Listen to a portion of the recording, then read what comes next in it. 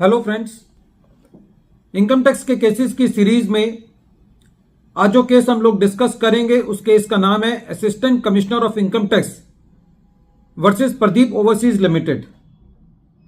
यह case 107 ITR tribunal short note 60 पर report हुआ। मैटर अहमदाबाद ITAT की सी बेंच ने डिसाइड किया और इस केस का जजमेंट 4 अक्टूबर 2023 को आया। प्रेजेंट केस में यह पॉइंट निकल के आया कि क्या यदि एसएससी का सेटलमेंट कमीशन के द्वारा कोई ऑर्डर किया जा चुका है किसी असेसमेंट ईयर का, तो क्या डिपार्टमेंट के पास उस साल के केस को सेक्शन 147 के अंदर रीओपन करने का अधिकार है या नहीं। प्रेजेंट केस में एसएससी ने सेक्शन 245C सबसेक्शन 1 के तहत सेटलमेंट कमीशन गया और सेटलमेंट कमीशन ने सेक्शन 245D सबसेक्शन 4 के अंदर असेसमेंट ईयर 2006-7 और असेसमेंट ईयर 2012-13 का ऑर्डर पास किया।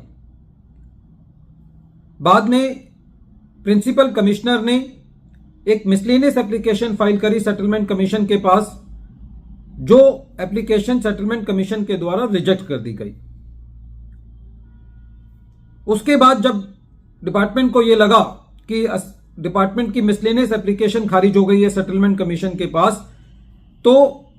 असेसिंग अथॉरिटी ने सेक्शन 148 का नोटिस एसएससी को भेजा उस असेसमेंट ईयर का, असेसमेंट ईयर 12-13 का, जिसका सेटलमेंट कमीशन पहले ऑर्डर कर चुकी है कि एसएससी की ने अपनी इन्फ्लेटेड परचेजेस दिखाई हैं जिसको डिपार्टमेंट अब असेस करना चाहता है। और अकॉर्डिंगली असेसिंग ऑफिसर ने जो इन्फ्लेटेड परचेजेस का एलिगेशन एसएससी पर लगाया था उसका एडिशन कर दिया। जब यह मैटर एसएससी सीआईटी अपील में लेकर के गया तो उस वक्त एसएससी का जो रेजोल्यूशन प्लान था, एसएससी की जो प्रोसीडिंग्स थी वो इंसॉल्वेंसी बैंक्रप्सी कोड के अंदर चल रही थी और जो रेजोल्यूशन प्लान था वो क्रेडिटर्स के द्वारा भी अप्रूव हो चुका था और उसको एनसीएलटी ने भी अप्रूव कर लिया था। और जो रेजोल्यूशन प्लान सन्डी क्रेडिटर्स के द्वारा अप्रूव कर दिया जाता है और एनसीएलटी के द्वारा अप्रूव कर दिया जाता है वो सभी पर बाइंडिंग होता है, जिसके अंदर सेंट्रल गवर्नमेंट भी इंक्लूड होती है, वो सेंट्रल गवर्नमेंट पर भी मान्य होता है।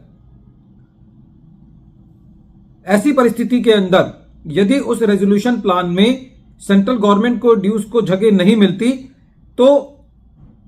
उस केस के अंदर डिपार्टमेंट भी अब उस अमाउंट को रिकवर करने के लिए कुछ नहीं कर सकता। लेकिन डिपार्टमेंट ने इसकी एक बैकडोर एंट्री करने की कोशिश करी, सेक्शन 148 का नोटिस भेज करके, जिस पर सीआईटी अपील ने यह कहा कि एक बार यदि रेजोल्यूशन प्लान अप्रूव हो चुका है क्रेडिटर्स के द्वारा और एनसीएलटी के द्वारा, तो ऐसी परिस्थिति के अंदर जो डिमांड क्रिएट की गई है असेसिंग ऑफिसर के द्वारा वो वैलिड नहीं है।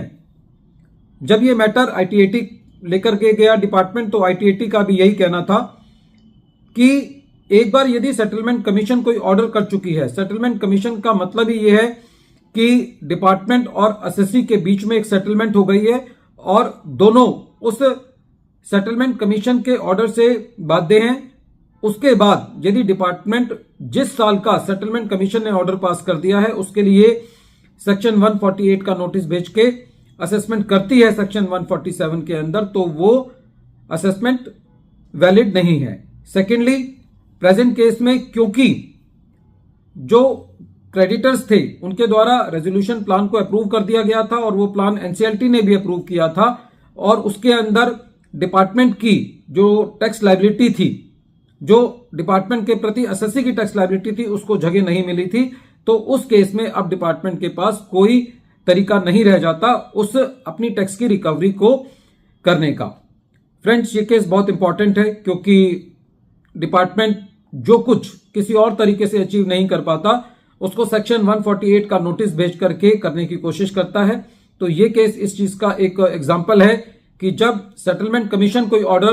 पास कर चुकी है तो उस साल का असेसमेंट अब सेक्शन 147 रेड विथ सेक्शन 148 के अंदर भी नहीं किया जा सकता। वीडियो के अंत में एक बार फिर मैं केस का नाम रिपीट कर रहा हूं, केस का नाम है assistant commissioner of income tax versus Pradeep overseas limited, और ये case 107 ITR tribunal short note 60 पर रिपोर्ट हुआ। मैटर अहमदाबाद ITAT की सी बेंच ने डिसाइड किया और इस केस का जजमेंट 4 अक्टूबर 2023 को आया। Thank you friends.